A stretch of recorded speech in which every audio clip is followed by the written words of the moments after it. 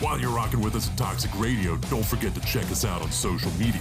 I want details, and I want them right now. Follow us on Instagram, Twitter, and Facebook. Now you're talking, brother. Chat with us, keep up on news. Just don't make it weird. Don't be a stalker. Don't be that guy. You just want to suck the joy out of everything. Toxic Radio. Get infected. Hey, buddy. Brah. Hey, man, that's a sweet heavy metal happy hour t-shirt. Where'd you pick that up? Thanks, dude. I got it at the Toxic Radio shop. Toxic Radio has a shop? Yeah, dude. It's in the app. Or online at toxicradio.net. That is sweet. Yeah, and I also got a rockin' Toxic Radio hoodie and a Red Band Underground shirt.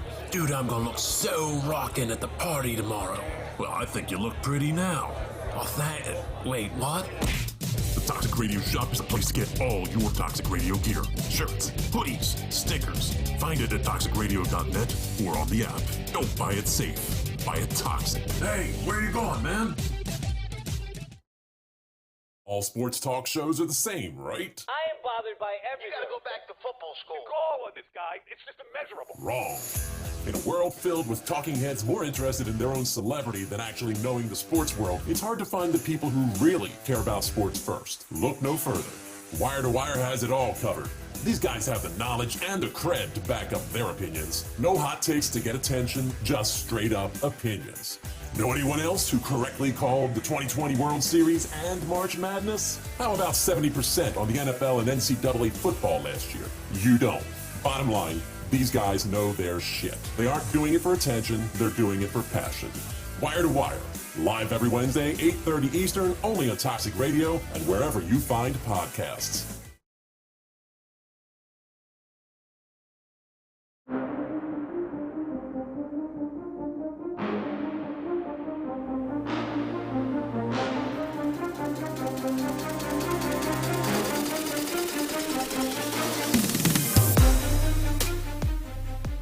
Welcome to Wire Sports Podcast. I'm your host, Gene Walzak. And to my right, I got the man, the myth, the legend, Uncle Shally. What's going on? You look very subdued today. I am. All right. There's a reason. Okay. To my coming to us remote, Columbus's own, Kent State's own, Cleveland's own. It's College Cottrell. What's going on, guys? What's happening?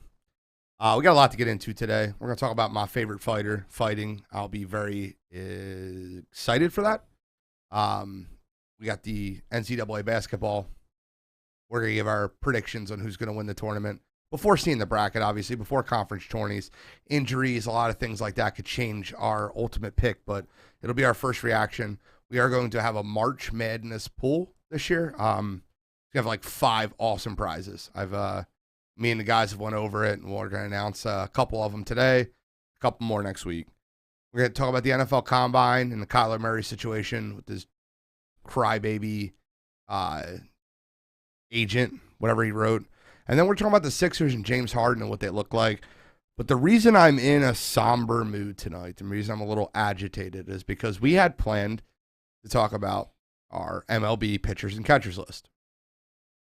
We had plans that the MLB would not be the BlackBerry of the cell phone world, that they wouldn't be this stupid and,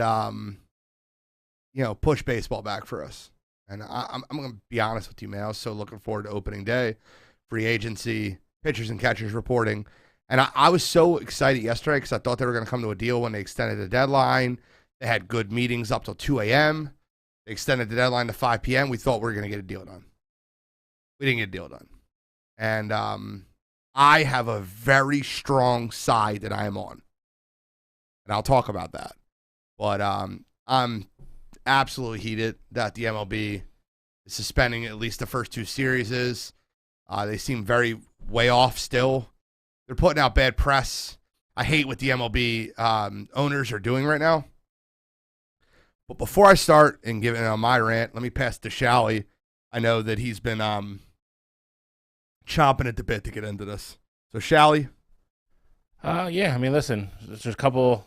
I've got a bunch of messages yesterday, especially once the news broke that that they were locked out. First thing we have to go over is that is exactly what it is. Some people are saying it's like a player strike or the players didn't do this. No, like, first and foremost, the owners locked the players out. So this is the owners deciding to not start the baseball season as scheduled. The players, even after the expiring CBA from last year, were negotiating kind of in good faith. They wanted to keep going, get things done. As Gene kind of already mentioned, they wanted to start the season normal time, have opening day slated as normal, go forward as normal, keep working on this deal, get it done at some point. Then 3 months ago, dumbass Rob Manfred decided to side with the owners, lock the players out, and as he's calling it, is a defensive lockout. The defensive lockout was supposed to bring everybody to the bargaining table, negotiating table earlier, get something done so we didn't run into the situation we're into right now. Well, the problem with that is Rob Manfred decided not to schedule any meetings for 3 months. So now you're trying to jam a CBA both down the owners' throats and the players' throats in the matter of a couple days to get everything done. You were more optimistic than I was yesterday because I feel like this is where we were always going to end up. I am strongly on the side of the players. You started to see it yesterday after. I think the players feel really duped after yesterday's meetings. Owners came back. The final offer that they gave the players is very minimal, upgrades and, increase in spending and so forth and so on compared to the CBA that just expired. They were never going to take that. The owners knew they were never going to take that. The owners are bragging about how they raised the minimum wage for the veteran minimum in the major leagues from $675 to $700,000, like $15,000. I mean, if you're bargaining, with players that make millions of dollars, and half the major league owners are billionaires, like what the hell is $15,000? Like that's a drop 25. in the bucket. Nobody cares. Like it's ridiculous. I will say this: Marcus Stroman right away when he came out of the meeting went right to Twitter and said Rob's got to go. After that, it was an avalanche of players after that, all agreeing with it, liking it, retweeting it. I've been saying it since he was hired. He was not the guy for the job to continue to grow baseball and bring baseball more into the spotlight in the mainstream America and to grow the sport with the younger kids. He's done nothing for the game of baseball since he's been commissioner. Not one damn thing. There's not one damn thing you could point to positively that he's affected this game or made this game better. He's ruining the sport. We're going to lose a big chunk of this season, and then it's going to become an even bigger pissing match after that because guys aren't going to get credit for the year. Unless the owners completely just agree to, count this year as a year. You have to have 5.5 months up in the major leagues to get credit for a service year on your contract and towards your arbitration. We're already pretty much into the first week of April now. They can't even start negotiating until tomorrow again till the union people come back from Thursday. So, I mean, you're not going to have a deal done at the earliest by Friday. You're going to lose another series at least. So you're pushed back all the way to end of the first week of April, probably before there was baseball. And that is absolute best case scenario. Guys aren't going to get credit for service. It's going to affect arbitration. The players already said they want to play 162 games, so they're looking to play even further into November now. The owners don't want to do that. This is going to get uglier before it gets better. This isn't going to be everybody come shake hands Thursday and be like, okay, like we'll figure it out now. That's not going to happen. He needs to go, and he needs to go immediately. The players do not trust him, and this game won't bounce back like it did before. We talked about it, with the Hall of Fame a couple weeks ago, and how, at the end of the day, McGuire and Sosa really got screwed because that home run chase really brought the fans back to the park and engaged everybody and got everybody liking baseball again, even though it was at the peril of the players, at the high, in turning a blind eye to people taking steroids. Well, you can't take steroids anymore. We know that's not going to change. And there's going to be no home run chase that's going to just magically bring this game back. It's not. You will detrimentally hurt the sport of baseball with this lockout. And I really feel like that's where we are. I don't think that's an over-exaggeration whatsoever. I think we're beyond that now. And just to kind of touch on a couple of things. So, Derek Schiller. You know who Derek Schiller is? I do not. He's the owner of the Atlanta Braves. He's the president. Liberty Media owns the Braves as a whole, but he's the president, chief operating officer, kind of like He's been crying broke for the Atlanta Braves. Like, the way everything's going, we're losing money, crying broke. And I use him as an example because the numbers came out and the Atlanta Braves pulled in $640 million in profit the last 2 years. And that was during COVID year and their World Series run. And he's crying broke. They made a ton of postseason money. Another thing that a lot of people might not know. Do you know how many owners it takes to veto a player, essentially to turn down, to basically veto a deal? How many owners do you think it needs in the MLB to turn down a deal? What do you mean by a deal? So like a Players Association deal or like to agree on to veto like essentially a deal. Oh, okay. So you're talking about, I don't even know that. 7. 7? I was going to say 10. 7 out of 30. The problem with MLB and Major League Baseball is these owners that own not the Yankees, not the Mets, not the Phillies, these owners that own teams like the Oakland Athletics, like the Toronto Blue Jays, like the Atlanta Braves, like the Tampa Bay Rays that are literally raking in money because they're cheap, need to be forced to have a floor. If there's no salary cap in baseball, which is almost impossible to have, there needs to be a floor. Teams need to spend at least $100 million for payroll. Talking about baseball where players play 162 games, and they're trying to expand that. Players report in early February, normal year, and their season ends, if they're lucky, in October, but mainly end of September. So that's 7 months out of the year, 162 games, night in, night out, constantly traveling. And it's absolutely hilarious. So like owners like Steve Cohen, and I hate using him because he's the Mets owner, and I hate the Mets, but are great for the sport. They want to spend money. They have no issues with essentially. They'll agree to the collective bargaining agreement being at 280 or 780, whatever the players want. They have no problem with that. The problem is these bottom feeding owners that are making money hand over fist and not spending money. The owner of the Cincinnati Reds should be ashamed of himself. That's a beautiful ballpark they have out there. Great American Ballpark. Beautiful ballpark.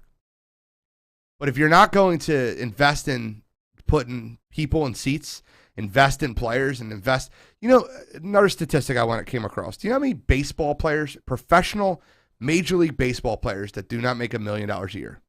You know what the number is? There's 1,200 in the league, like when it's all said and done, somewhere around there between like extended rosters. I'd say it's probably at least 30%, probably more. Don't make $1 million? Yeah. You're going to be shocked. Anybody want to guess in the chat? Control, you want to take a shot? I have not a clue.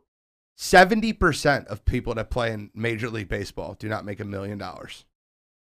If you're reporting to camp in February and leaving in September, and you're traveling throughout the country, you have to keep yourself in perfect shape, you're in the public eye, and you're not making $1 million, that's insanity. And owners are making hundreds of millions of dollars. This is 100% on the owners. 100%. And the one thing I will give the MLB Players Association credit for, give them credit for a lot of things, but one thing, this isn't the Mike Trouts, the Bryce Harpers of the world fighting for $40 million instead of $35. This is not what this is. They're fighting for minimum salaries. Yep. They're fighting for these kids that are coming up that are making, and that to me shows you earlier arbitration. Kids got to be in the major leagues for like 4 or 5 years past team control. Yep. Like that's insanity. You got players like Juan Soto not getting paid the way they should because, they're in year 4. And that's a joke. It's a joke. Charlie, your thoughts? Yeah, I mean, you guys shed a lot of light on it. Me being from Cleveland, I see it firsthand. I know how the owners of the Guardians now are, and I mean, we just talked about it last year with Frankie. They didn't want to spend the money to keep Frankie, and I get it. Not every team can shell out 300, $250 million on a player, and I fully understand that. But it's one thing when you want to keep your team salary cap under $50 million. Like your payroll, there absolutely needs to be a floor for MLB payroll. These guys just can't keep getting away with putting together these cheap teams just because they don't want to spend the money on these players. Most of these organizations, the goal needs to be to win championships. And if I'm not saying you can't win with a lower payroll, but at least you got to at least try. You have to spend money to ultimately make money. So I'm 100% with you guys on this, and I'm with the players on this as well. Rob Manfred absolutely has done nothing positive for the game of baseball. And the last thing that I kind of just like my thoughts on it is if I'm the players, it seems like their minds are pretty much already made up. They're 10 toes down in the sand, and they're not budging for these pity offers that the owners and Rob Manfred want to bring to the table. It seems like they're more than comfortable with dragging this thing out and getting it right, rather than just succumbing to the pressure and just saying, "Hey, we want to play baseball and get this thing over with." So kudos to the players for that, and I really hope that they get what they deserve. I think the one tidbit that came out today, which I thought was awesome. I've mentioned it on the show before. And I know me and Gene have talked about it on air and off air. Even as far back as when we first started the show, I knew this was coming eventually with baseball. They kind of, coded over it last year and played through it and, agreed to, fix it in the offseason. But I've been talking about this for almost 18 months now. Like, I knew this was eventually coming. So Tony Clark went to the players last year and came up with a strategy to withhold all of their licensing money that came in through jersey sales, all that kind of stuff, and literally kept it in one big account and didn't disperse it to the players last year. So they are now going to start handing that money out, assuming the season doesn't start on time. I think the owners think they tried to kind of call everybody's bluff the other day, and I think they're going to be sadly mistaken. I think the players are really dug in on this. They're going to have the public support, and they have this huge war chest of money now where these guys aren't going to be hurting, especially, like Gene said, the guys that are used to making $700, $800 a year, those guys need that money. They're by no means paycheck to paycheck, but, they don't have $80 million in their account like a Mike Trout or a Bryce Harper, those type guys do. Those guys are going to still get paid. Like, those players are going to make sure those guys get money from the licensing agreement. So when this work stoppage continues, they're not going to be hurting. The owners are going to end up giving up a lot here. And it's the way it should be. The last two agreements, the players have really taken the brunt of giving the owners what they want in exchange for a little bit more money. And they've been circling the state for years. I mean, they've been talking about it, man, like over and over. They were like, we're not going to come out of this agreement without it being truly exactly what we want or what we agree to. Again, I pray for the best, but I don't think we're going to see baseball for a while. Okay, so one last statistic since you brought up the Cleveland Guardians, Kittrell. Just a fun trivia question for anybody at home or anybody listening to the show. How much money do you think the Cleveland Guardians made in profit the last, 4 or 5 years? I have the numbers. I pulled them up. Revenue minus payroll equals profit. Am I correct? Yes. Okay, so how much money do you think the Cleveland Guardians made in profit? 2019. 2019? Yep, just that's the first full year before 2021 is a joke. I don't even want to get into that. But 2020 with I'll get into in a minute, but let's start with 2019. Profit. $300 million. Okay, so not as high. So the Cleveland Guardians payroll, or Indians at that point in 2019, was $67 million, which is high for them. That's very high for them. They're, let's just say you take $23 million in extra expenses, right? Like outside of the profit. That's a high number. I'm highballing. The Cleveland Guardians would have profited $200 million in 2019. I want to let you know, what do you think their 2022 payroll is? Now, granted, I know free agency hasn't happened yet, but what do you think their 2022 payroll is before the lockout? $39 million, $40 million. $29 million. Yep, I knew they were low. And you think that these owners aren't making money? They're not making $29 million and you're profiting $290 in a season? Get the hell out of here. I'm so sick of hearing this bullshit.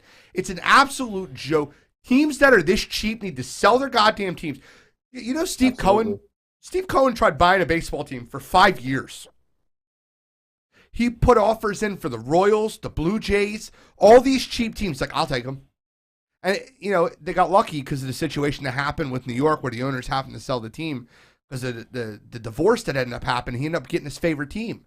But in reality, there are owners that want to buy baseball teams, and they fixed them. Mets have the number 1 payroll this year. The last team that was purchased recently was the Dodgers. They have the number 2 payroll this year. Sell the teams. If you're not making money, oh well. $100 million floor needs to be the floor on the payroll. And if it's not the floor on the payroll, sell the team.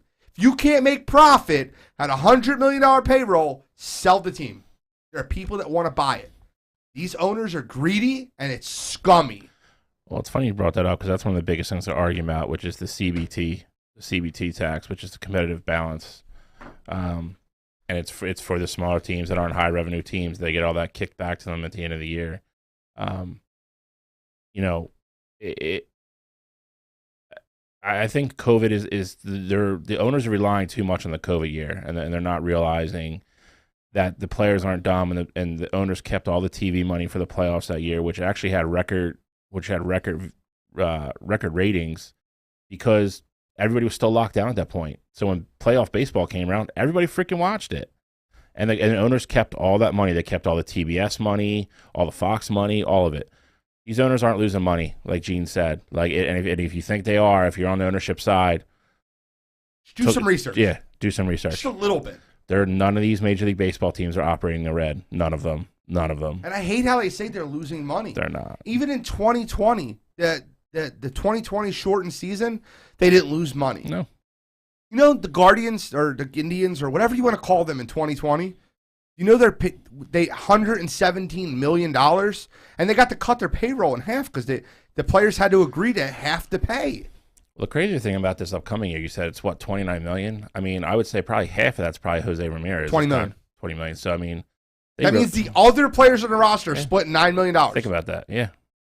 It's terrible. The other crazy part is that, you know, last year I want to say they were right under $50 million for their payroll, and they let Cesar Hernandez just walk just because they didn't want to spend the money to re-sign him. So, I mean, the Dolans, the owners of the Guardians, they've made it very clear where their stance is, and they don't want to spend money. And you've seen it just in their history as a whole. Like whenever they have these big time players, they either go somewhere else and sign these big contracts in free agency, or they just get shipped off before it's time for them to get their contract signed. So as much as I love J-Ram, you know, I already see the writing on the wall for when his time comes, he's going to go sign somewhere else for a big time contract. Because at this point, if Frankie wasn't the guy, as much as he was the face of Cleveland baseball, if he wasn't the guy, there's not going to be nobody anytime soon that's going to, you know, be that guy for the Cleveland. Bro, if you looked at the last 25 years of Cleveland Indians players that were shipped off to different teams and created a team, it'd be one of the greatest teams that you could ever assemble. Absolutely. One of the greatest teams that you could ever assemble were all shipped off. You can go anywhere. CC Sabathia, Cliff Lee from pitching staff. You can go to players throughout the field, throughout every position on the field. You would have absolutely a group of superstars. Yeah. I mean, it's unrealistic to keep all of them, but no, I understand that. But my point being is, how much talent do you need to let get away? They're very good at drafting. That's the crazy part. They're good at drafting. They're good at developing players. But I mean, Major League level, they don't care. RJ Kaler said it perfectly. He said $29 million and making $200 million in profit. No way I'm walking away and selling a team that makes $200 million. Yeah. My opinion is though, if the owner had any cojones, any balls, if the commissioner of baseball had any cojones, any balls, he would force them to have a minimum standard, a minimum pay of $100 million. If they have then the profit doesn't seem so high. then the players are in on the profit share. That's why they want profit sharing, because they know if they don't have profit sharing that these owners can make $200 million and the majority of their payroll is making less than $1. That's the point. They're the ones putting their ass on the line every day. They're the ones shortening their lifespan every year. I don't know if 100's the number, but your general overall concept is spot on. There has to be a floor, and then, I mean, there's a floor in every other sport too. I mean, you can't just NBA has a floor. Yeah, you can't just sandbag, and be like, hey, like, you know, we're going to spend $20 million this year. We're going to lose 100 games, and then you guys can just write us a huge check at the end of the year. If you haven't read it, read Derek Jeter's statement and read between the lines. He walked away from and Chris Cargan said it perfectly. If you read the statement on why he stepped down, it speaks volumes to how greedy these owners are. He wanted to change the culture there, and it was not happening. And there's teams that are like this all across baseball. And I don't feel bad that they're in the cellar every year. I don't. Justin Turner came out and said that right after the news broke. He said, if you don't know why Derek Jeter's really stepping down, he's like, then you're not paying attention. He's like, correct. That guy's not there, going there interested in just making money and having a team that loses 100 games every year. He's like, I'm not. He's like, that dude's won his entire life. He's like, that guy went there to make the Marlins into a contender. He's like, and that ownership has no inkling of doing that, no interest in doing that whatsoever. And he's 100% right. Jeter was like, I'm out. Even Jeter, when he first got there, his whole thing was, we got like a 5-year plan. We're gonna go from being one of the worst teams in baseball to being a legit contender. And so clearly, I'm assuming with what Jeter meant, he was gonna get these guys to come in. You know what? I'm not saying that Derek Jeter is the major influence and he can get everybody to come in. But if Derek Jeter is, you know, coming to you like, hey, you know, come sign with us. We're changing the culture here. We're trying to win games. Not only is Miami a beautiful place to just live, but you're playing for the captain. Like, well, you see how of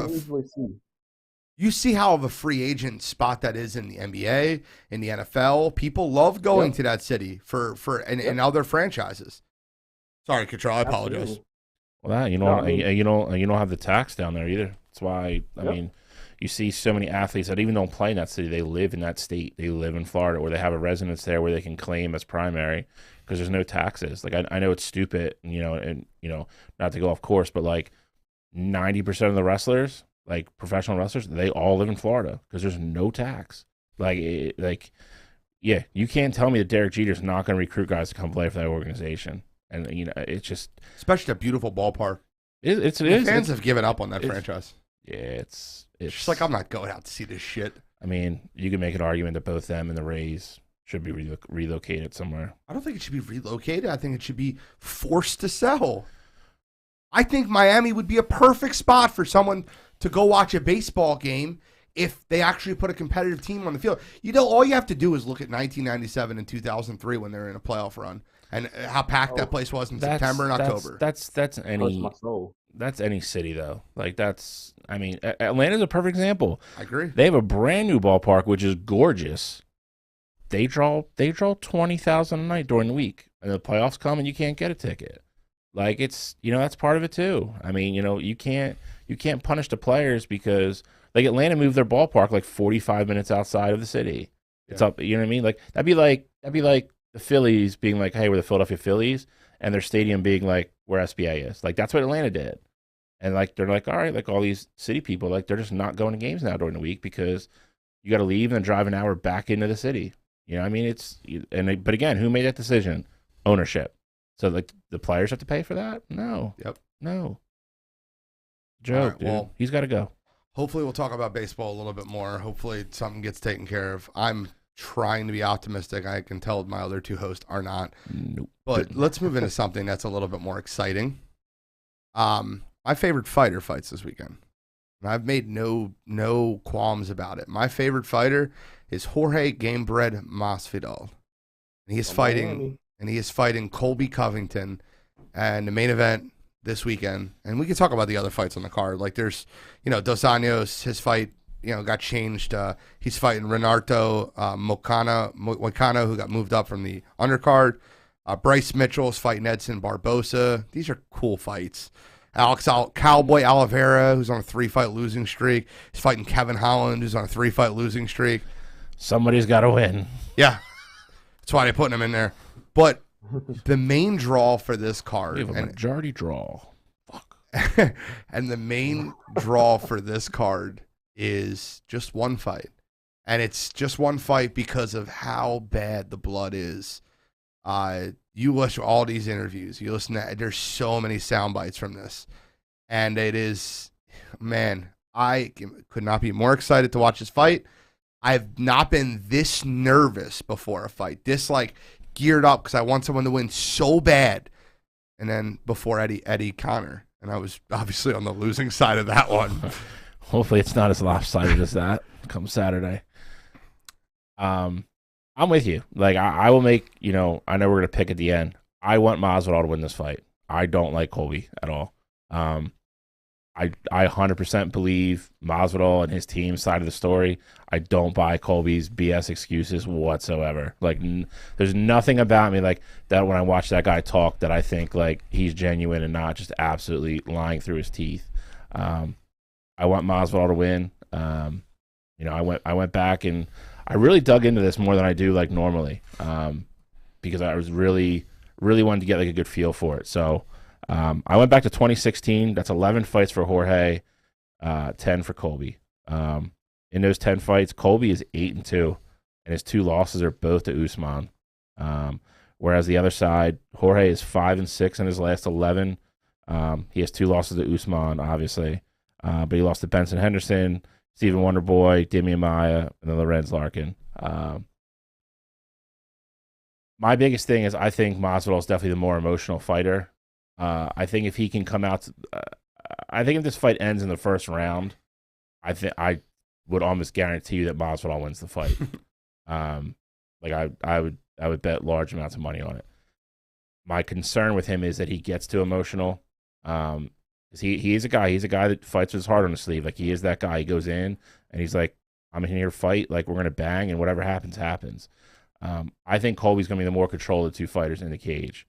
That's what worries me a little bit. I think Masvidal could get too emotional, extend himself a little bit too much, want the blood in the water type thing too much, and like really want to finish him so he can stand over him and talk shit like he did to Ben Askren. Jorge wants that moment so incredibly bad. Like, and if you're watching, if you're not a fan of either one of these guys, like, Masvidal's the good guy in this fight. I think a lot of people probably don't like either one of them.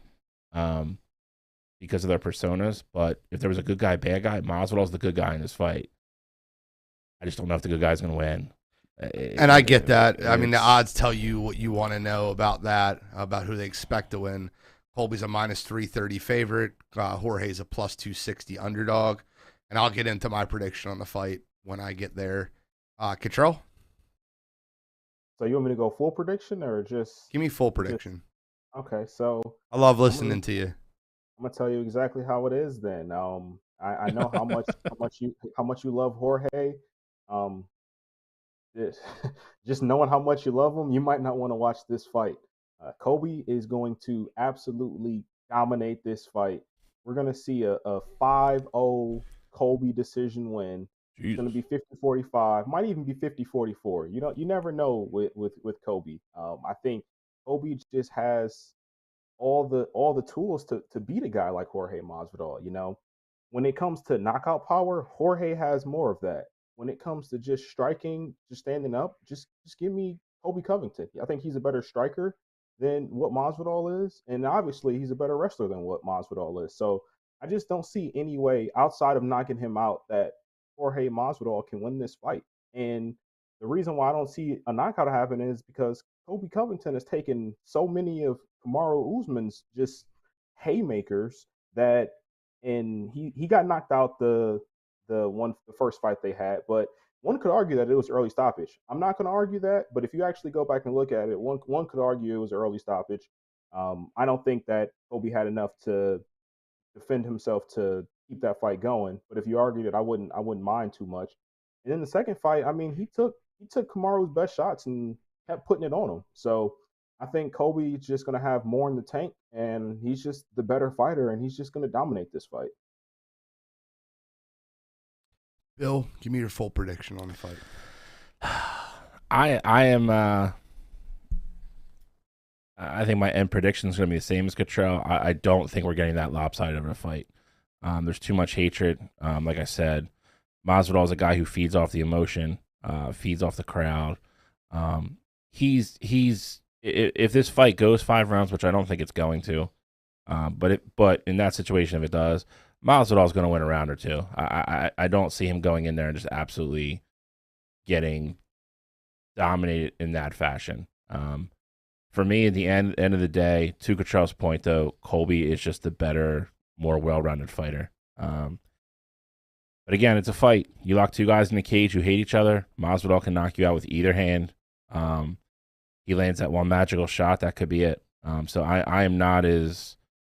I don't think it's going to be that much of a clean, dominating victory for Colby, like Cottrell said. But I'm going with Colby Covington, 4th round TKO. I think it's a great fight, though.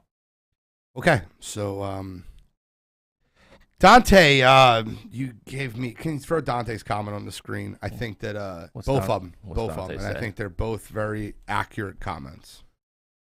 My heart is telling me Jorge. Logic is telling me Colby. Colby's chin is elite. Sorry to say. That's what logic says. Logic says that Colby Covington is going to take him down, drag him around, wrestle him. He's not going to stay. Control. The fact that you just said that Colby's striking is better than Jorge's clearly is asinine. I don't agree with that at all. Yeah, he's the more technical striker by far. Absolutely. Come on, man. So, but what I will say is this. Logic says that Colby will wrestle him, hold him down, hold him against the cage, control the body, win the fight by decision. That's what logic says, right? That's what logic is saying. Every single person that's commenting, RJ Kaler, Covington will win. John Evans, Jorge is a bum. Colby is going to destroy him. I just, I got to mention one thing. Great moments come from great opportunity. That's what Jorge has Saturday night. It's what he's earned Saturday night. Earned.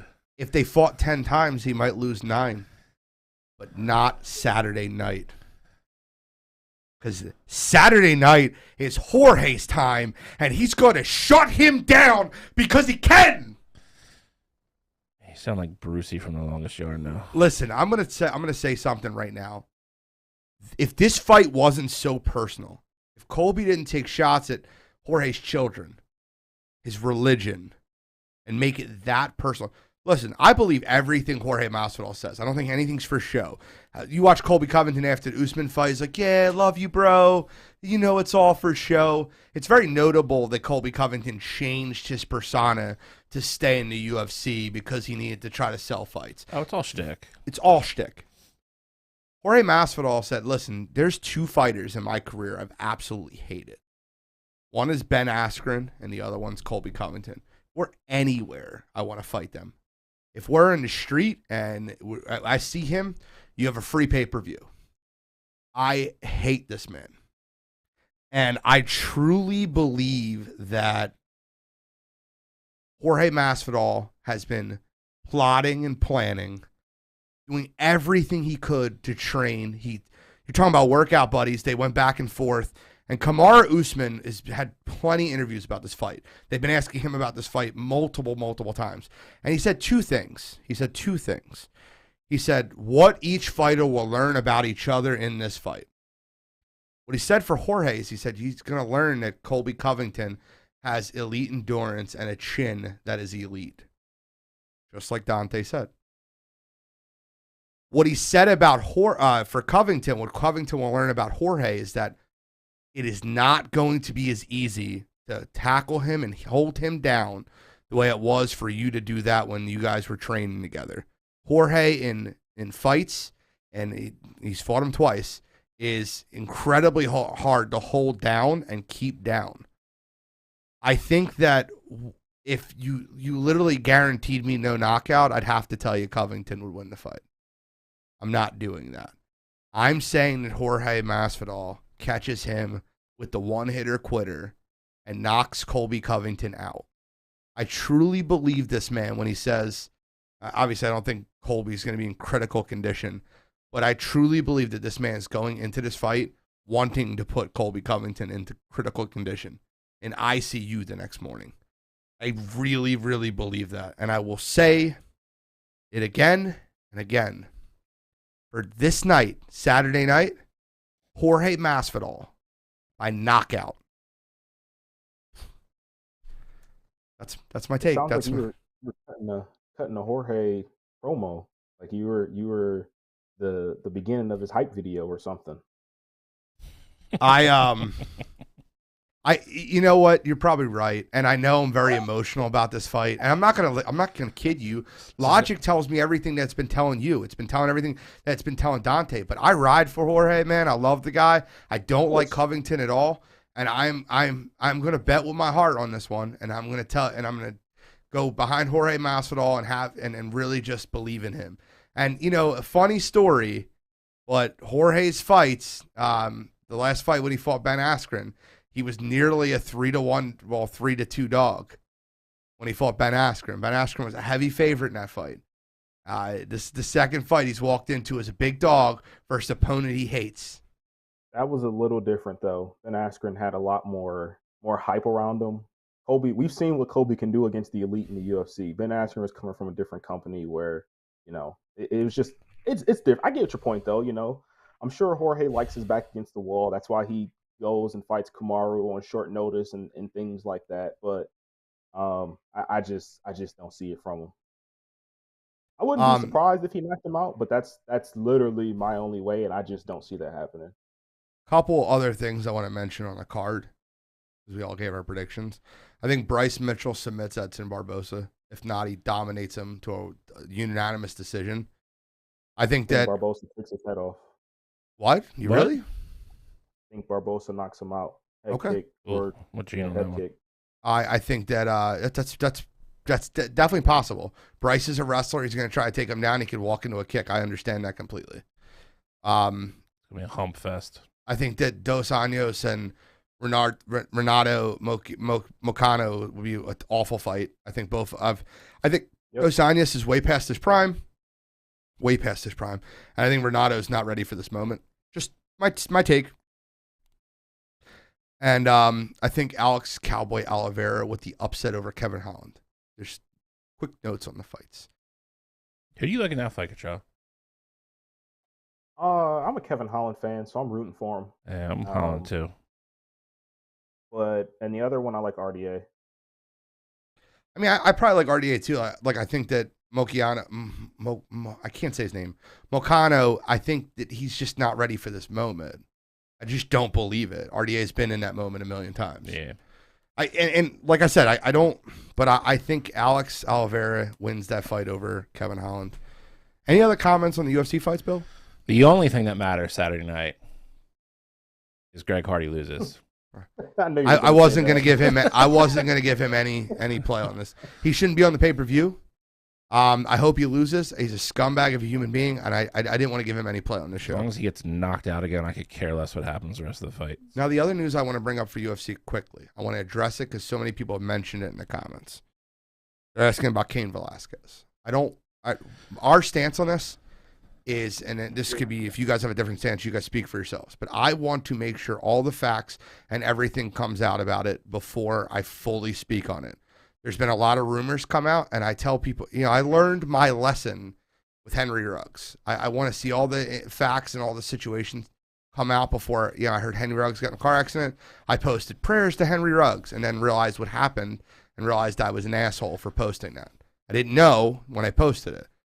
And now I'm erring on the side of caution on this scenario. But, at first it's like, what the hell is Cain Velasquez doing? And now people are starting to hear a story of it where there could be some real serious things that happened at a daycare. And but I don't want to get into any of the allegations until the facts come out. If you guys have any comments, I'll be quiet for that. But I mean, I'm always the err on the side of caution guy with everything. So I for all the same reasons, I am not commenting on it. He got arraigned this morning. I believe they still withheld his bail. But other than that, nothing, in regards to the facts of the case came out of that that court session this morning. So it's a lot of unknowns right now. And the detective even said that even though he's been charged and arrested, that the investigation is still ongoing to the rest of the circumstances of the case. So there's definitely going to be more chapters to that book, and I'm going to wait till they all come out before I give my take on it. Fair point. Control any perfect. Nah, not too much to add. Okay. So let's hopefully next week I'm sitting here smiling ear to ear because of a Jorge Masvidal knockout. But I guess we'll find out Saturday night. All right, so a couple more topics to get into. Thank you very much, Michael Robert Lafferty, talking about my weight loss journey. Thank you. I'm officially down over 20 pounds. I think I really feel like I'll be at the 26, 27 pound mark when I weigh in this Saturday, but we'll find out. But so much weight to grow a beard. Oh, I'm growing a full beard. New me, new situation. Lose weight, grow beard. Let's go. All right, so I want to get NCAA basketball before I get an NBA, just because the Sixers are playing right now, and I think we'll get more of a Sixers crowd after the game's over with the Knicks. NCAA basketball, March Madness is right around the corner. I think that we can really get into, early predictions of who wins the national championship, early predictions, things like that. We gave our Final Four predictions before the season started. One of mine is obviously wrong. I had Michigan in my Final Four. They're obviously not that team. I could be wrong about that, obviously. They could make a Cinderella run. They probably will make the tournament. But my other three are looking pretty strong. Wait, what? They're locked in, dude. They're in the first four buys, right? Yeah, they're fine. They beat Michigan State again last night. They're fine. They're in. I RSVP'd to the wedding. I texted Control. That's all I need to do, Audia. I don't want to hear any other stuff. Unless you need a food order, I'll let you know. Grilled chicken. Okay.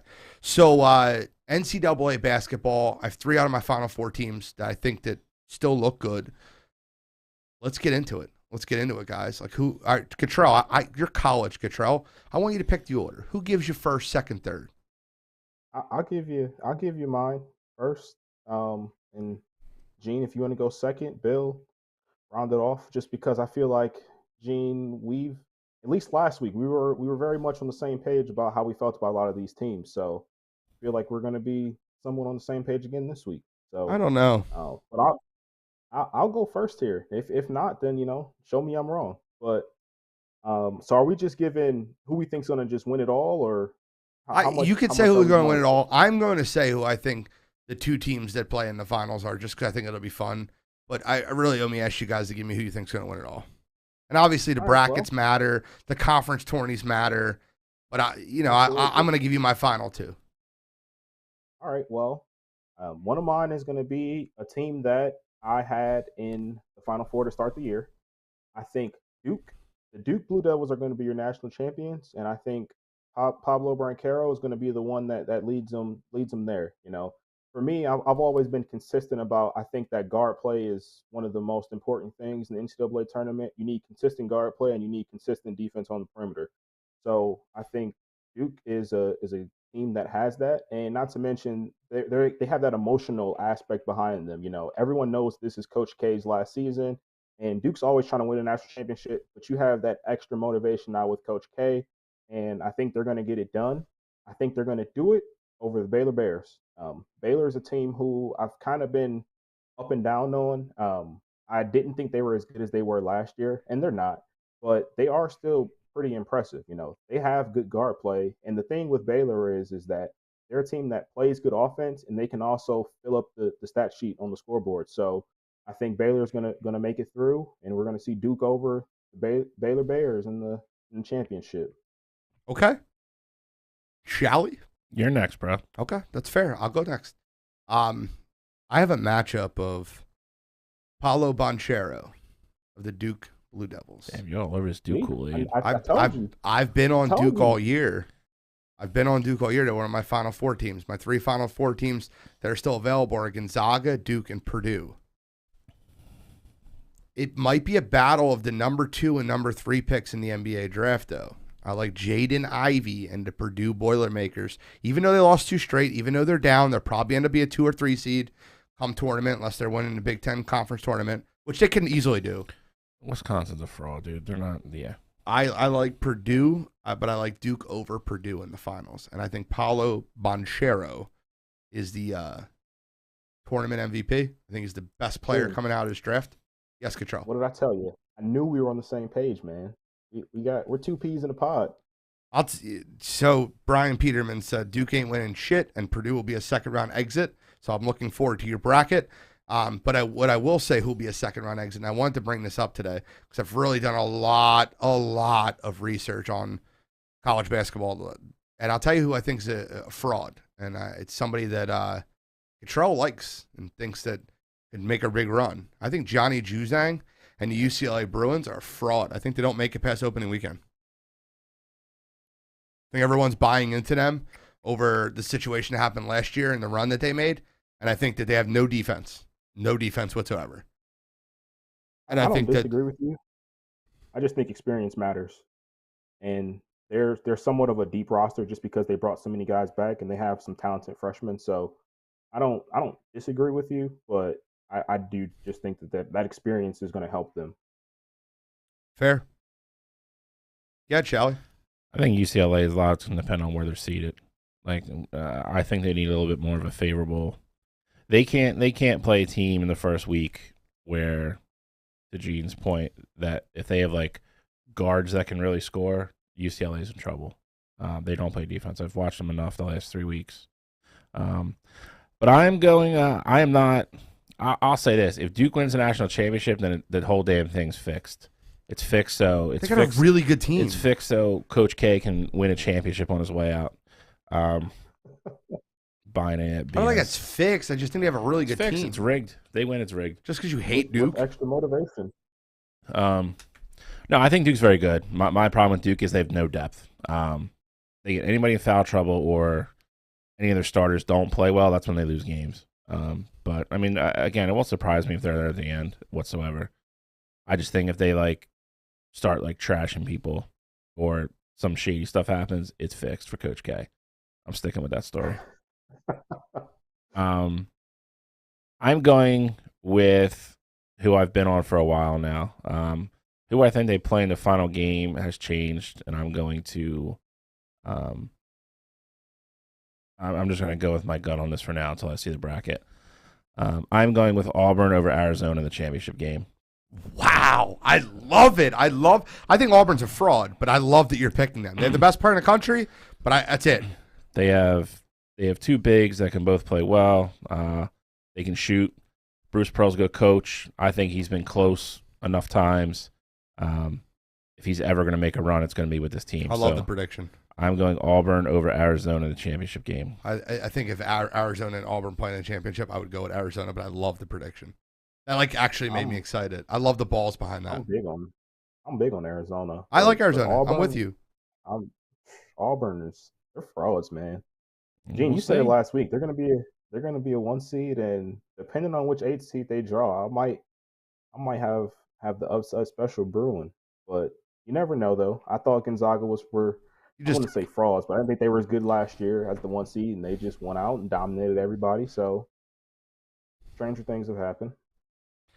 Jabari Smith is how Auburn runs and goes. They come and go by Jabari Smith, and it Absolutely. really depends on how much he carries them.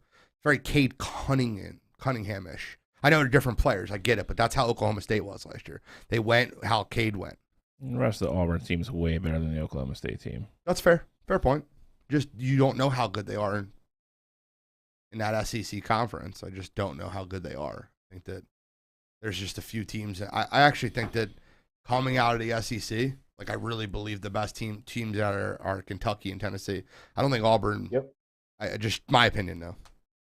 But I love the pick because they're a very favorable team. They have the projected number 1 overall pick. I get that. I 100% follow it. Any final comments on NCAA? We're going to get more into it. Oh, I do want to say one thing. Kittrell, I know you're about to say something. Go. No, I was just I mean, we mentioned them last week, Tennessee, and you just mentioned them again. Tennessee is a team you got to look out for, man. They're starting to hit their stride late in the season. Speaking of Auburn, it just came off of an Auburn win, so I think Tennessee's a good is. squad, man. I think there's 13 teams that could legit win the championship. I agree with you. I went through it last night and actually they are. I think there's 13 teams that legit, depending on where they get seeded and who they have to play, I think are good enough to make a run and go through it and win it. Travis, that's sacrilegious what you said. I get that you don't like Duke, but to call Coach K a product of recruiting talent is absolutely sacrilegious. That's a stretch. What's a stretch? You'd have to say That that statement. Oh, okay. Not mine, right? You have to say that about literally every coach that coaches at a good college program. Like you get good coaches, you get good recruits because you're a good coach. Big facts. By the way, guys, I have like a ton of prizes to give away this year for the March Madness. I'll give you one. Just remember this: Murray State. What about it? Just remember that team. Prizes? No. Okay.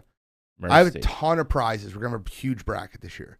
It's going to be $20 a bracket, and I want to know what you guys think would be a great grand prize or a fifth prize, whatever. I have 4 already. We're going to give 1 prize for every 10 entries. We'll stop at 5. We're not going to give more than 5 prizes. We get 60 entries, great. We're not going to make a 6th prize. But 1 prize for every 10 entries because we're trying to give back, obviously. But, we're going to use, obviously, the money towards the studio and to help grow the brand wire to wire. So that's what we really need help with.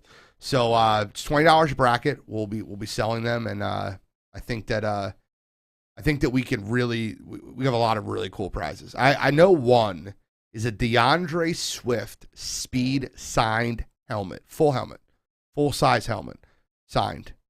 It's probably worth $300, maybe more, depending on how his career goes. I want you guys to comment what you guys think will be a cool grand prize. What I was thinking about earlier, you guys can talk about it, we can always talk about it, would be tickets to any regular season sporting event. It can't be a Super Bowl, it can't be a playoff game. But like, hey, man, you're an Eagles fan, you want to see Eagles-Cowboys games? Fuck it. We'll make it work. They might not be the front row seats, but we'll get tickets. I understand the sporting event determines how close you sit. You click a baseball game in July, you're probably going to sit in the front row. You pick the Eagles Cowboys, you might be sitting in nosebleeds. But the point being is, like, that's something I'm thinking about. We could all bring them up, and we'll talk about more and more stuff that we can do as far as for prizes. But there's multiple prizes we're giving away. Play a video game of your choice. A guest appearance on the show is 100% one of ours. You can sit right in next to me and Shally while I controls remote. And that's actually another one of our prizes. So great call, PD. Unless PD wins, doesn't apply to him. It does apply to him. Unless you want to come to Columbus, I'll buy an extra mic. You can sit next to me. The hell wants to go there? We'll be going there in April. Best football players in the country. So I want to. You get married in Alabama? Oh, Jesus Christ. Mike, do me a favor. Throw up Old North. Old North. So sounds like a boot company. We are getting, it does, doesn't it? It does. We're going to get into NBA. This segment is brought to you by Old North Contracting, where they specialize in all your home improvement needs. From roofing and siding to interior remodels and additions. They're a local veteran-owned, family-owned and operated company serving the tri-state area. The owner is Ryan Goodman. His number is listed on the screen. It's 215-756-7456. The project managers are Chris Hackney and Cody Runner. Their phone numbers are 267-535-9957 and 267-469-1791. I would call Cody, though. Hackney's a little crazy. I'm kidding, guys. But the guys are great. We're actually, like I said, I'm already in talks with Hackney now about getting them to help with Jacob's house and being able to get some things done for our softball guys' house that we're going to be remodeling. So we'll have those guys a little busy there. But other than that, man, they're great guys, work hard, hardworking human beings. Cody's awesome dude. Hackney's just been awesome. And Goody is, military guy. gets all his stuff done. So I just want to shout out Old North Contracting. Thanks for sponsoring this segment. And this segment is James Harden and the 76ers fit. I want to get into that. I can't wait to get to this part. This was one of the things I was excited about. Things are back up. Petey wants to know if we can plug his crack business next week. It's a negative. No, it's a negative. They said no. I was all for it, Petey. But They're up 10. the Sixers? Yeah, they've outscored the Knicks 32-15 in the third quarter so far. They turned it on when they needed to, right? They did. See what everybody's got here. I think that Harden and Embiid are both having a good game. I'm going to guess Embiid's like 27 and 12. I'm going to guess Harden's like 23 and, I don't know, 10. 23 and 8. 23 and 8. Embiid's 23 and 11. Okay. That was close. 4 points off, 1 rebound. Harden's 21, 6 and 6. I said 23 and 8. I'm not far off. Yeah.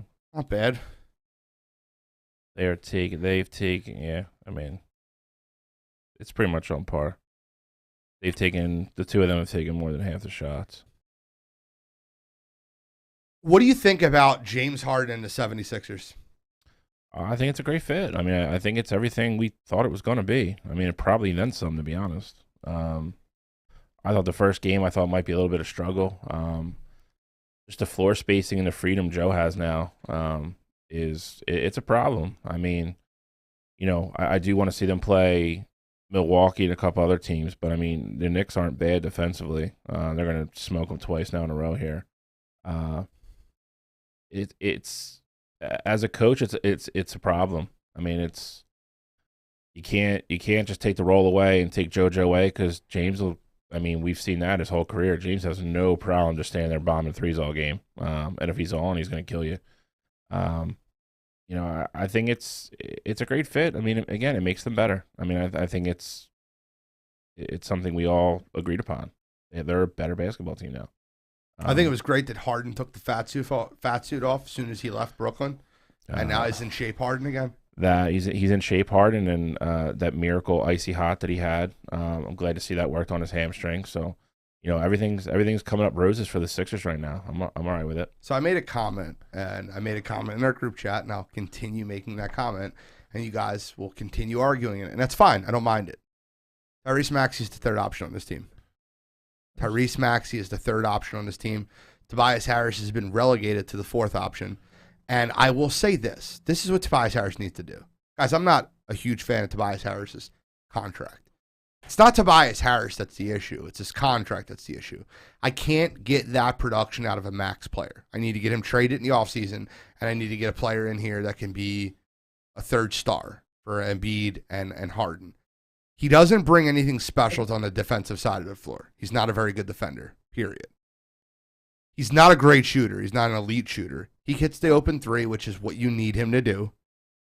And he's really not elite at driving to the basket. I think that what Tobias Harris needs to do is lock himself into the gym and find a spot on the floor where he likes hitting three-pointers and turn into the Chris Bosh of the 76ers. That's what I think he needs to relegate himself to. I think some of that is a little off base. Toby's not a bad defender. I mean, like the other night we played Minnesota, like they had Toby guarding Cat. It's you're gonna give credit to Doc Rivers for that. I'll tell you why he was guarding Cat. Well, you're gonna make this all about JoJo, but it is okay, but that's fine. But you can't say, hey, we're gonna free up JoJo, but then we have a guy in Toby who can guard a center in the 4 spot and shut him down and not have a good game, and then give credit to Doc and JoJo and leave Toby out of it when Toby's the one actually fucking guarding him. Like, that's insane. Well, I can make that argument. All right. Well, that just sounds silly. It doesn't if you hear it. All right, I'll finish mine. Then I definitely want to hear it. The thing with Toby is Doc is going to have to figure out how to get him incorporated in the offense. The other great thing that's come out of Harden is it's simplified the game for Maxey now. When they give the ball to Maxey, he can either pull up and shoot or they want him to attack. They've really simplified the game offensively for Maxey to where he can even relax even more and just be confident and just go play basketball. He doesn't have to worry about handling the ball. making the right pass all the time, so forth and so on. He's just constantly in attack mode now, which is, for a young player, a very easy way for him to play the game. They've made it easy for him. I think you're going to continue to see him continue to flourish. A lot of the plays they used to run for Toby, they can't run anymore because they're running a majority of everything out of a pick and roll now. So Doc has to find a way to get the ball in his hand. Like, I think Maxey and Toby, I think both have taken 8 shots tonight. I mean, that's what it was a couple minutes ago when I checked. But they just have to figure out more stuff for him. Again, I don't disagree with you. I think Toby's contract is bad. I think Toby's a good player. He's going to be instrumental. If they're going to win a championship, he's going to have to play well. And I think if Doc can incorporate him more into the offense and make him more of a legitimate fourth threat to score 15 to 17 a night like he used to, I think the Sixers are damn near unbeatable. I mean, you're not going to have any team that's got 4 people across the board that are going to be able to guard all them. There's not a team out there that can do it. So. Okay, so Cottrell, do you want to give your point, or can I give my Toby point real quick? Go ahead. Give your Toby point. And then I just got a little bit on it, but okay, not so Toby, but just Sixers in general. The point I'm making is Jarrett Vanderbilt is a terrible shooter. He's a power forward for the Minnesota Timberwolves. When teams have a terrible shooter at the power forward or center position, they are going to put Tobias Harris on the shooter, the stretch, and keep Joel Embiid home. I love that strategy. Love it. They want Joel Embiid to defend the lane to be able to help. It helps him a ton in the pick and roll because he's always sitting in the lane to defend the layup or the floater or the person that's driving to the hole. Tobias was on Cat because Cat can shoot the 3 ball. Vanderbilt can't. So what Joel Embiid did was basically not guard Vanderbilt or be within hand distance of him, but played him in the lane. So anytime that, say, Cat wanted to back down Toby or wanted to drive, Joel Embiid could be there for the help. And I thought that was a genius idea for Doc Rivers to keep Toby in the lane. Now, it won't work versus every team because every team is not going to have an awful shooter. Like, you're going to have teams like Milwaukee. They're just going to run Giannis and Brook Lopez. And Brook Lopez will burn you from threes in the corner. So what the Sixers will probably do in very important scenarios is they'll have Joel on Giannis and they'll have Toby on Brook Lopez. They're going to essentially put Joel Embiid on the worst shooter on the court, the worst big shooter on the court, and leave him in the lane to defend. I think it's really good coaching by Doc Rivers. For as much shit we give Doc Rivers, I think that was a very good adjustment. Now, to Tobias Harris's defense, I didn't say it was awful. I just said it wasn't elite. It wasn't good. It wasn't really good. At very best, he's an average defender. He's a formidable defender. It would be the highest I would go. He's not, not Matisse Thybulle. He's not Ben Simmons. He's not Joel Embiid. He's never going to be mentioned in Defensive Player of the Year candidates or anywhere near that. What he's not going to do is get exposed. He's not going to be Harden. He's not going to be J.J. Redick. He's not going to be Furkan Korkmaz. I get that. Tobias Harris needs to learn his role on this team. His role on this team is he needs to learn how to hit that open 3 in the corner and sit there all day and shoot that 3-pointer. Now, if he can run the lane and get a dunk and be Johnny on the spot for a dunk, that's great. But the truth is, Tobias Harris is going to struggle on this team because of the floor spacing, the way it's set up. Is Joel needs the lane, so he needs to be in the corner.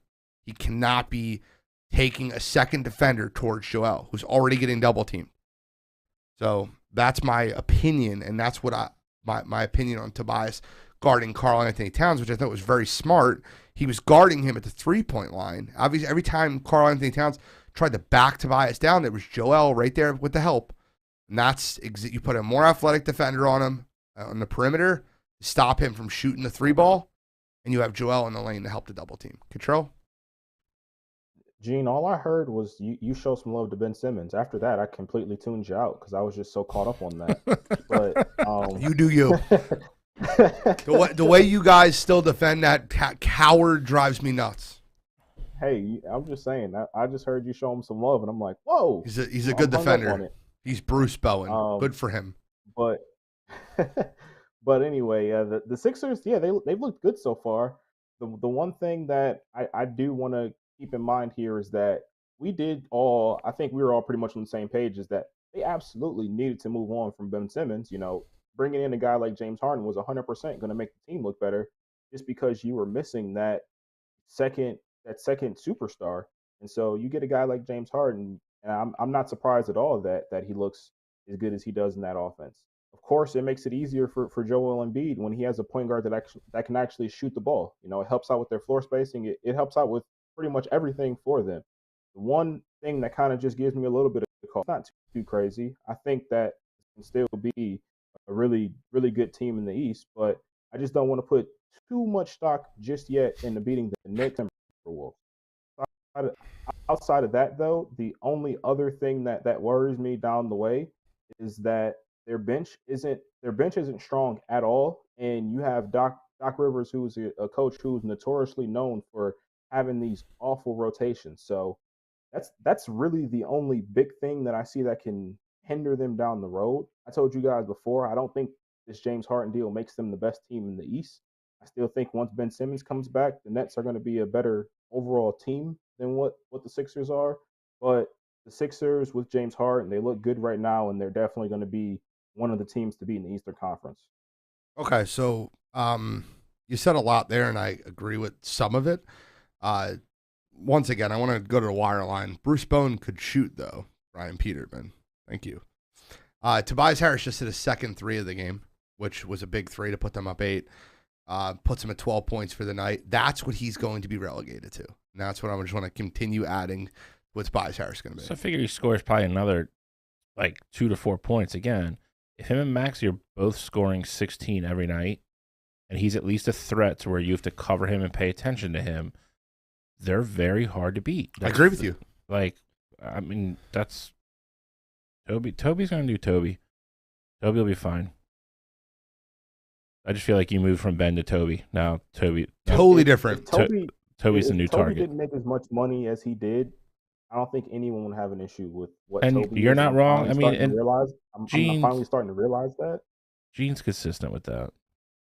I want to also make a point to you that you said that the Sixers don't have a bench. Doc Rivers said something that I 100% wanted to hear. I needed to hear during the James Harden press conference. He said at least 2 of Maxey, Tobias, Joel, and James will be on the court at all times in the playoffs.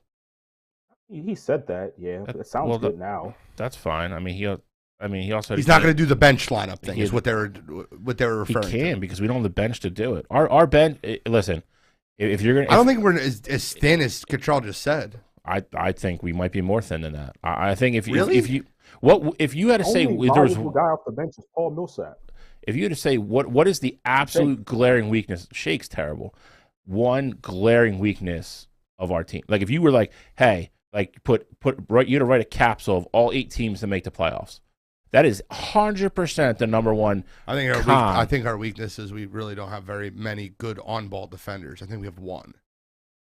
That would be my weakness. Matisse Thybulle is the only good on-ball defender on the team. So, my point is you have Paul Millsap. You have Niang that's going to come in and hit threes for you. Yeah. Listen, they're valuable. Guys that can hit threes, especially bigs that can hit threes, are valuable. If he does, he also has games. He also has games where he's 0 for 7. And but that's why you have Korkmaz. If Niang's not hitting threes, you put Korkmaz out there. You got to have. Well, listen, you're going to have to play some of them, right? If you can't, okay. Point being, we're having this conversation about best case scenario about getting 12 good minutes from Korkmaz or Yang. Our bench is awful. It is the absolute glaring weakness of this team. And you're going to see it because Danny Green, Paul Millsap, Danny Green, Niang, Jesus Christ. I don't think that they're – well, hey, listen, I was the one that said Danny Green shouldn't be a starter. I think he's played a lot better in the role now where he's only giving you 15 minutes a night and his legs are fresh to hit those threes from the corner. Danny Green has to be an 85% three-point shooter from the corner. If you give him a corner 3, he hits it every time. You're going to see everything else is just terrible. It's not going to be as easy for Doc Rivers to rotate people in and out as it is right now. When you get into the teams like Milwaukee or like Brooklyn who have good second units, you're not going to be able to constantly have one of the 2 of them off the court. Brooklyn does not have a good second unit. Okay, my goodness. God, are you out of your mind? It's drastically better than ours. Come on, good man. Lord, man. You go from like borderline like homerish, but then like very objective to like I fell off the boat in the middle of the Atlantic sometimes. Like Goran Dragic is going to be coming off their bench. Like their bench is good. They have a good bench. Goran Dragic has played how many games for the Nets at this point? Goran Dragic is better than anyone on the 76ers bench. Facts. Yes, I agree with that. I'm not arguing that at all. And I think that when everyone's there, you can't start Seth, so Seth might come off the bench too. And then you're going to have either one of LaMarcus or Blake Griffin off the bench. Their bench is drastically better than ours. You're also starting Andre Drummond, which is not a starting center. We're not talking about Joe. Like, we know they don't made a matchup with JoJo. They don't have him made a matchup with Kevin Durant. Like, it's the same thing. Not to mention, we're not taking anything away from JoJo. Cam Thomas, like Brooklyn is loaded. They are by far the deepest team. I can't wait till Ben Simmons starts playing for them and you can start playing 4-on-5 defense. I mean, you can kind of do that with Matisse. The same thing. That's fair. But Matisse will shoot. The funny thing you don't make them. That Brooklyn has a team that can win in spite of Ben Simmons. Like Ben Simmons can go there, put up 7 and 10. And if Kyrie and Kevin Durant are playing, like they 100% can just go out and win basketball game. Yeah, and not versus the Sixers though. Listen, I think our two are better than their two. Just calling it like it is. I'll take Embiid and Harden over Durant and Kyrie any day of the week. I'll take the MVP'd and I'll take James Harden over Kyrie and Kevin. All right, it's the best player on the planet if he's healthy. Joel's the best player on the planet right now. No, he's not. It's going to be the MVP'd. MVP'd. Get it trademarked. That's assuming that he plays in enough games towards the end of the season. Joel's playing, brother. Yeah, if he doesn't get hurt. Leading the league in points, unstoppable, double teams. He's passing the ball. He's got a point guard getting him dunks. Joel, MVP'd. MVP'd. You know who might spoil that parade? Your other boy who you want to play in their point guard with him. Knocking at the door. Mr. Ja Morant would like a word. Listen, first of all, I'm not arguing that. Odds-wise, say Nikola Jokic is the second, DeMar DeRozan is the third, Ja Morant's the fourth, which is fair. I think Morant's actually fair. I think Giannis is still ahead of him, too. Okay, that's fair. But I love Ja. I won't argue that. I would love the final two to be Ja and Joel. Memphis could come out of the West. I wouldn't complain. No, hell no. I would love a Memphis versus Philly finals. Memphis is love not it. coming out of the West. Let's pump the brakes. You know who else is not coming out of the West? The Lakers. There's Scrubs. There's your trivia question for the night. Speaking of trivia question for tonight, I want to get into it. We're about to get an NFL. Guys, in 2000, this is the trivia question. We're going to give it one every week. Different hosts will give it every week. Cottrell, think of your player because we're doing it next. You ready? Alrighty. In 2007, Jamarcus Russell went first overall. Christ. Who went second? Oh, my God. No Google, and let's see if the guys from the chat can beat the wire-to-wire guys. Yeah, they are, because they're going to use Google. I know, you're probably right. 2007, can we at least get the team? No. What college did they go to? Not telling you. I got no clue, dude. Jesus Christ. If you guys cannot get it ago. in 5 seconds, I'll give the team. The team that he went to, or the team that? What do you? All right, let me ask you a question real quick. What would you rather have, his college or the team that drafted him? Is this a group? The team that drafted him. If you give me the team that drafted him, I'm out of there. So I'll give you the college then. I think you should get it regardless. I'm going to read the question again because P is asking the question just so we can Google it. In 2007, Jamarcus Russell went first overall. Who went second? The college he went to? You ready? Yeah. Georgia Tech. Yes. That was Calvin Johnson. That is correct. Johnson. Cottrell, you suck. It shouldn't have had to give it to you. Do you got a player? 2007. Hold on, let me get the timer ready. All right, so what we're going to do is we're a little spin on what Barstool does with Guess the Player. I love Guess the Athlete. We're going to give 30 seconds for me to guess the athlete. Cottrell's got it. You know the division. You know the position. You know all that stuff, right? I'm locked in. All right, you ready? Tell me when, shall we? All right, I got the clock. You got 30 seconds? Yep. All right, ready, set, go. NFL. Yes. AFC. Yes. West. No. North. No. East. No. Jaguars. Colts. Texans. Which one? No, Jaguars. No, yes or no? You gotta go No. quick. Texans. Colts. Yes. Offense player. Yes. Quarterback. No. Running back. No. Time. Wide receiver. Time. I get final guess Yes. then. Michael Pittman Jr. T.Y. Hilton. You got to answer those questions quicker. I should have had. You got to answer the questions Your quicker. fault, Cottrell. Your fault. You gave me 3 teams at once. So you would just say Colts. I mean, But- you have to ask the question. He has to give. He's got to answer. He the should have questions said. He quicker. should have said like no, no, no, or whatever. But you can't just be like, you can't say give me the team. Like No. I get what you're saying. He can't just say Colts. He's got to say no, no, no, yes. Yes, correct. Okay. No, yes. Okay. That's I said Colts third. Okay. That Ask the I questions one at a time. no. You got to go quicker than that, brother. We're You gonna gotta work be on this quicker. weekly. You gotta be quicker than that. All right, You gotta- let's get into the NFL Combine and the Kyler Murray situation. You got State What- Farmed. No, 100% would have got that if I would have had a Gotta be quicker competent than that. partner. Ooh, Cottrell. You It's a followed the joke. rules, you know. Oh, Okay, so we want to get in first. I wasn't gonna get into this too much because I'm doing it. Okay. So. We won't get into it too far. I just want to make a quick comment on it because I need to comment on it. Here comes Arizona Cliff Card- Kingsbury hate. Here it comes. That is absolutely where I'm going. Here it comes. So a statistic came out today, which I love. Cliff Kingsbury got extended, right, guys? Yep. Hopefully Paul Gravitt's listening. Cliff Kingsbury got extended. In all the years that Cliff Kingsbury has coached football, his first 7 games versus the rest of the year, the winning percentage in his first 7 games versus the rest of the year, when you need to make your adjustments, you need to think on the fly, you obviously need to be a better overall coach. Okay? That's when teams win. You win at the end of the year. You don't win at the beginning. You win getting players in after injuries.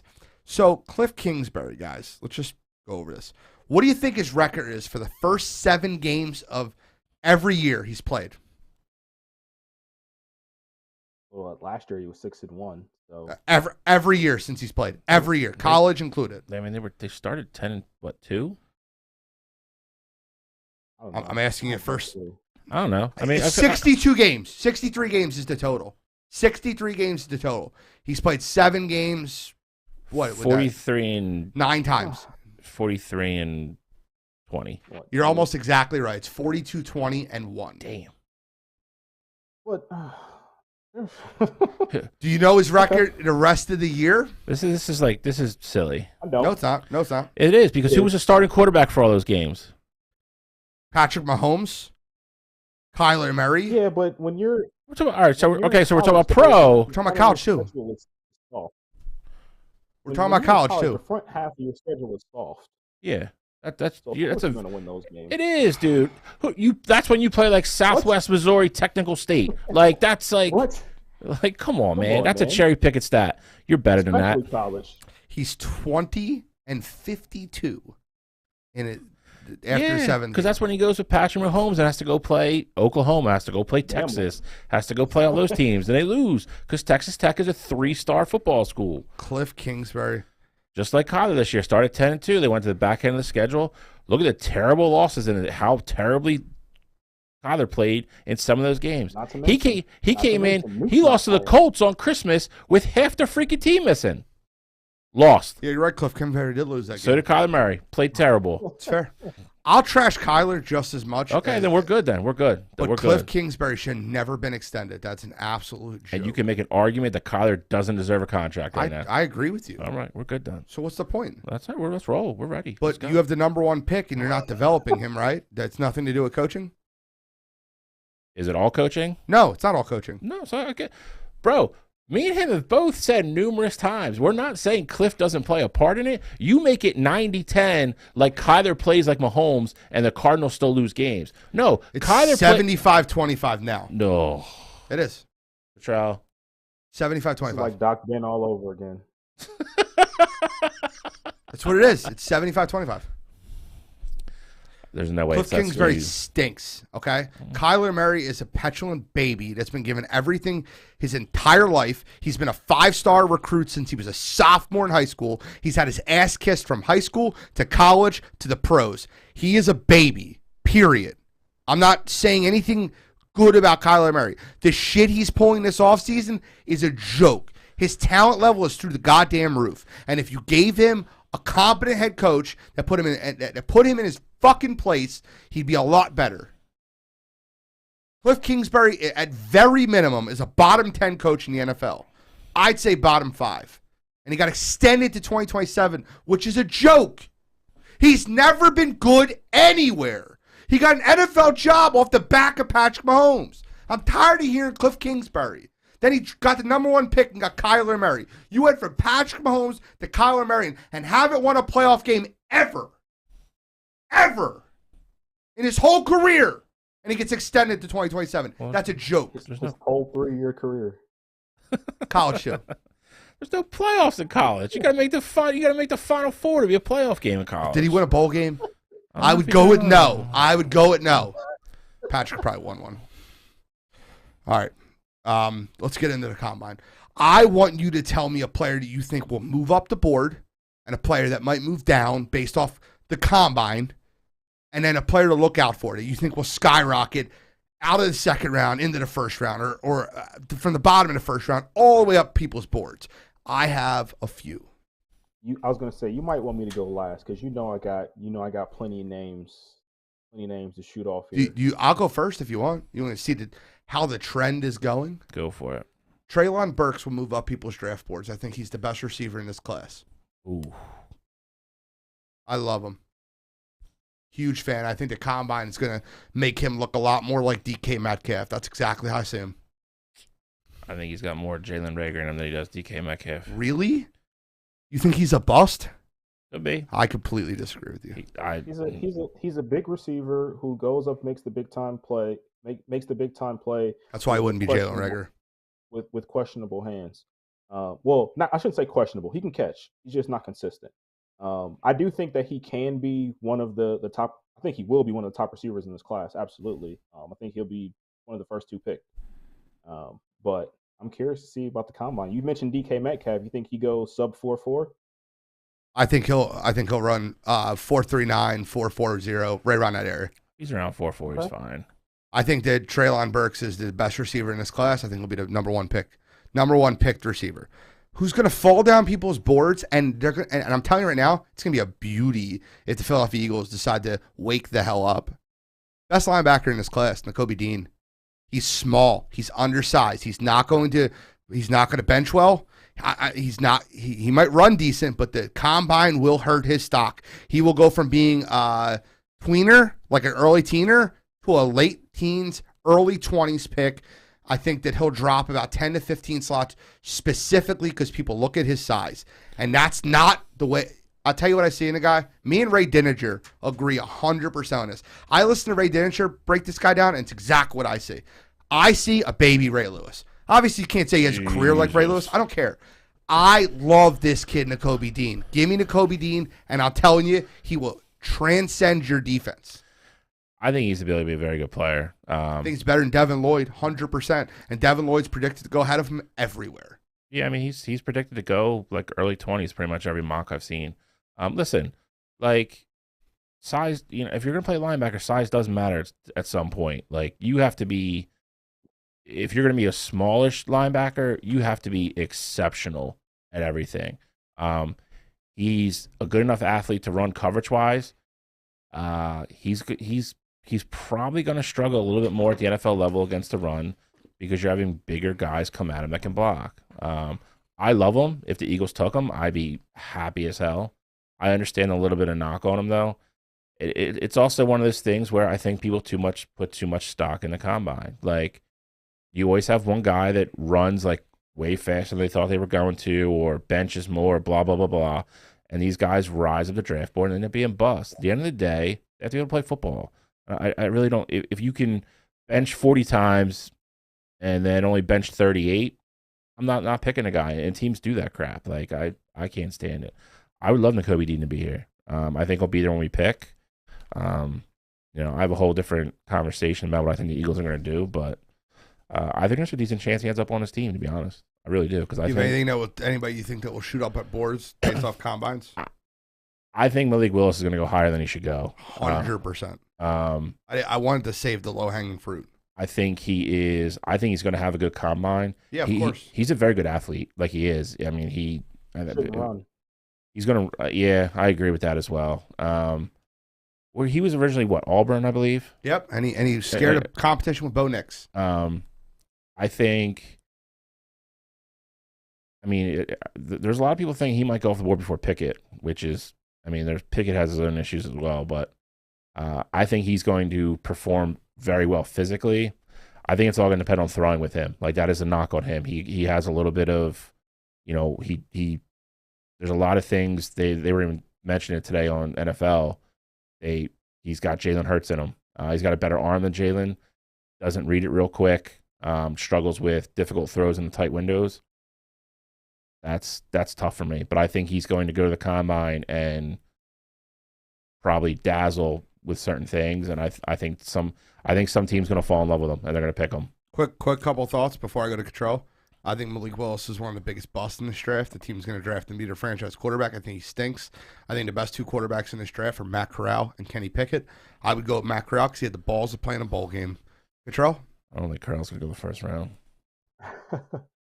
So I disagree with you though. Real quick, I got some performances to watch. At least my favorite event, 40-yard dash times to watch. Guys who I think could go potentially sub 4.3. Calvin Austin from Memphis, short Memphis receiver. He lit it up at the Senior Bowl, super quick. I think he might be in the 4.2s this upcoming week. Danny Gray is another receiver from SMU. He was also at the Senior Bowl, one of the fastest guys there. I think he has a really good shot to go sub 4.3. And then the Penn State guy, Jahan Dotson, I think he's going to be really low 4.3s, and he might even break off a 4.2 something this upcoming week. So those three are for sure the performances that I definitely want to see. And then just some players to watch. Two receivers, of course, like Chris Olave from Ohio State. I'm interested to see how fast he actually is, and just to see him in some of the more agility drills. I think that's a guy who his stock throughout the season has actually lowered, and there was nothing bad that he put out on film. It's just that these other guys have more intangibles and things like that. So I think it's important for Olave to go in and just show off, what he can do just in general and prove that he can compete with those other receivers in the class. And then the other receiver that I really want to see is Justin Ross.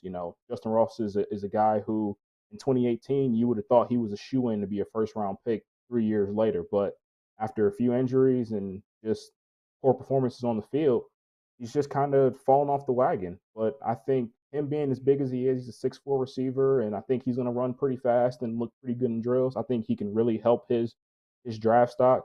And then two other names to just watch. Carson Strong, quarterback from Nevada. I've been high on him all year. I think he has a good shot to raise his draft stock. And then Trevor Penning is an offensive lineman from Northern Iowa. I think he's going to dazzle, and he's going to submit his spot as being a first-round offensive lineman. Just wanted to comment on your thoughts about Chris Olave. I think Chris Olave actually does worse in the combine because his number one thing for Chris Olave, he's got a PhD in route running. He's one of the best route runners in the draft, and I don't think that shows up as well in the combine when they're measuring physical traits. I think Olave slips. I think he ends up going 30, 31, 32 to a very good team and ends up being a very good wide receiver in the NFL because of his route running, and he has an immediate impact. Just my point. So you don't think he's going the first round? 30, 31, 32 is first round. I think it's before that. I think it's being run on receivers at the end. It's fair. I just think he goes near the end. I think he's a guy who can show off in things like three cone drill. I think he has quickness, obviously, and then just him running the gauntlet, seeing how fluid he is, just getting out and things like that. I think that is going to help him. Talked about his route running and just him being there with those quarterbacks. They're going to have him display some routes and everything. So while his physical measurements aren't quite there as elite or anything close to that, I just think his on-field activities is going to show teams like, all right, this guy can come in and be a difference maker for us on offense. Also, I think Justin Ross is a turd, but good. No, I was just gonna say like Olave's a perfect example. Like, other than like watching him run the 40, like if I want him and I'm picking him, like I've seen everything I need to see already. Yeah, that's fair. Like, he's a film guy. Like, you're going to watch him run every round the tree, create separation on every route, can get open, can go deep, can do whatever. Like, I don't need to see him catch passes from dumb quarterbacks at the combine. Okay, so Skinny, you got to be kidding me. Control? All right, so my you got to be kidding me this week is the WNBA for fining the New York Liberty $500,000 for chartering flights during their last season.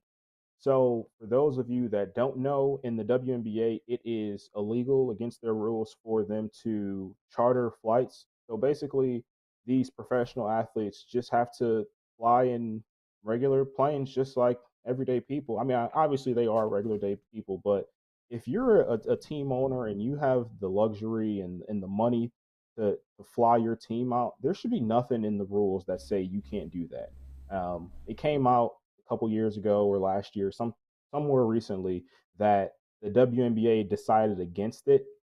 The New York Liberty owner actually put it to a vote, and he offered the idea that every team in the WNBA should have chartered flights. But and he even said that he would pay for it for the next upcoming 3 years, but the WNBA declined it.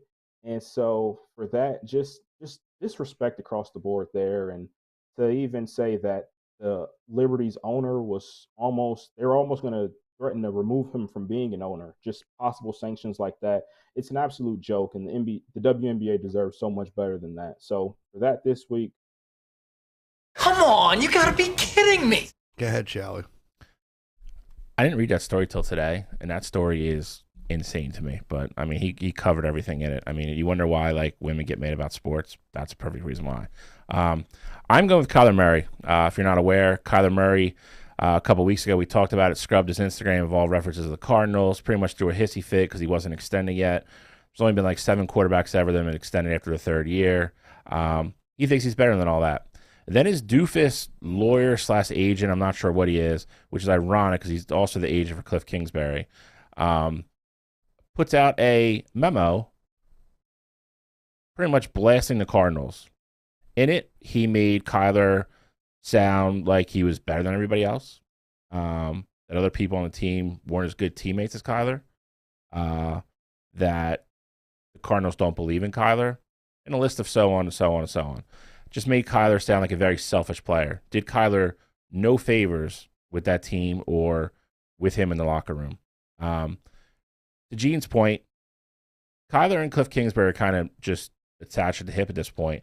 What you could say for one, you could say for the other. So as Gene's passionate points earlier about Cliff not winning a playoff game, Kyler hasn't won one earlier. Won one either. Last 5 games of the season, they had to win one to win the division. They went to Detroit. Kyler played terrible. Lost by 18. Had the Colts come into your own stadium, missing half their starters, including Darius Leonard, Quentin Nelson. 2 of their best players. 2, actually, other than Jonathan Taylor, they're 2 best players. You get smoked. You get beat at home by the Colts. You then lose to the Rams. You then have the Seahawks home and finish the season. Rams drop the ball. All you have to do is win. You win the division. Lose again. Kyler played like crap. The reason teams don't like to do this is this exact reason. When you're entitled, when you act like a brat, when you cry and don't get what you want, and you have nothing to fall back on in your argument. What is Kyler Murray's argument for winning a new contract? That he has potential, that he's a great talent, that he's a great athlete? That's what you're arguing right now. He hasn't won a big game in his damn life yet in the NFL. Not one. And you want to throw a temper tantrum and say the team's not committed to me because they've already said they're going to pick up your 5th-year option, but I want a new extension. Then go earn it. Go out in the field and get better. Stop throwing crappy interceptions. Stop fumbling the ball. Stop losing games to the freaking Detroit Lions by 18 points. You want to do all that? Maybe you talk about an extension. But until then, the crying, the whining, the stomping the feet, acting like you're an entitled 15-year-old who didn't get ice cream before bed, it's over, it's childish, it's dumb. So for this week, for me, it's Kyler Murray. Come on, you gotta be kidding me. Mike, play the video. Make sure the volume's on because this is great. This is volume's not on. So this is Charles Oakley on an NBA Pump Fakes refreshing podcast. to see young. God, That's Kupo. Guys are like, I can't be buddy because he kind of brings that old school mentality, that old school feel back into this NBA. He doing his thing. I mean, I was like skeptical because couldn't make a jump shot free throw, but after what he did last year, he won me over. I was because I know even like he wouldn't have been a force back in the days. Would or would not? Would or would not? He wouldn't have been a force. Why is that? He would have struggled because they was making 2 jump shots, and he wasn't gonna be doing no Europe to the basket like he doing. You'll step to the basket and just get layup. No, somebody gonna knock his head off. I mean, I'm glad he's doing what he's doing now, but he definitely wouldn't. He been come off the bench back in the days. Yo, come on. That's kind of heavy. Come on. The first time I was like, maybe. Two-time MVP coming off the bench, Giannis? I don't know about that, Charles. Giannis as a 6 man is kind of heavy. I don't know about that. With his speed, I mean, he's 6'10", 280, can run like a gazelle. I didn't hear any of that. So Charles Oakley basically said Giannis Antetokounmpo would be a 6th man in his era in the 80s. I'm really sick of these really old Listen, I love Isaiah Thomas had a perfect response to this. They asked Isaiah about it. He's like, Giannis would be the MVP of the league, and if he came up in the 80s with his athleticism that he has now, he'd be the greatest basketball player to ever touch a basketball. He would dominate everyone in the 80s. He's faster, stronger, quicker. Come on, man. I mean, they're talking about Ralph Sampson before he got hurt. Would have been one of the best basketball players ever. And Giannis is basically Ralph Sampson on every steroid you could possibly imagine. Way, way better version. A lot of these old guys that are talking about my day, like this is a take that is absolutely atrocious. And Charles Oakley should shut the hell up saying dumb stuff like this. So for that reason, Charles Oakley. Come on, you gotta be kidding me. That's all I got. Any final thoughts, guys? We're already running past. Nope. I got nothing to speak. Awesome. Great show. We'll talk about the March Madness brackets, a bunch of prizes. We'll be on the Facebook page. Movie bracket. Oh, and we are going to have a movie bracket next week. That's the newest bracket. Sports movies. That's what we're going to go into. But that's our time. We're already past it. Thank you very much for tuning in. Wire to Wire. We're signing out.